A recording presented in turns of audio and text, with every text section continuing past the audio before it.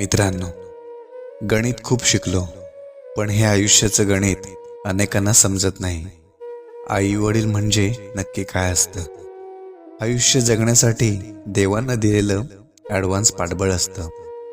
तुमच्या प्रत्येक दिवसात त्यांनी आपलं स्वप्न पाहिलेलं असतं.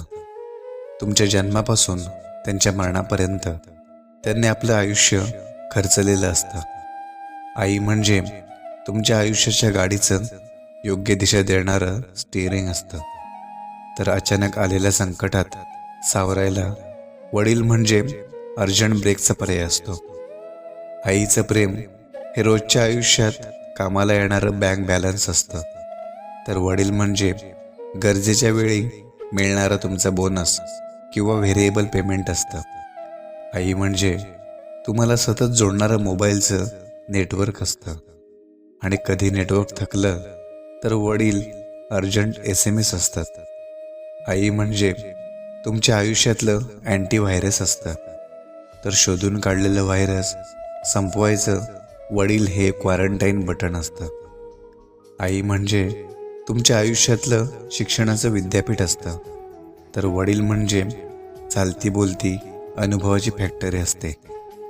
आई म्हणजे तुमच्या आयुष्यातील साठवलेली पुण्याई असते. तर वडील म्हणजे कंबर कसून आयुष्यभर मिळवलेली कमाई असते. आई म्हणजे तुमच्या आयुष्यातला मार्गदर्शक गुरु असतो. तर दाखवलेल्या वाटेवर वडील हा जवळचा मित्र असतो. आई म्हणजे साक्षात भगवंत परमेश्वर असतो.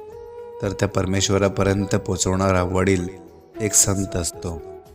आई म्हणजे तुमचे शरीर, मेंदू, हृदय आणि मन असतं. तर वडील म्हणजे भक्कम ठेवणारा पाठीचा कणा आणि शरीरातलं हाड असतं. कधी वेदना झाल्यास तोंडी वाक्य आई ग असतं. आणि भले मोठे संकट आले की उच्चारात बाप रे बाप असतं.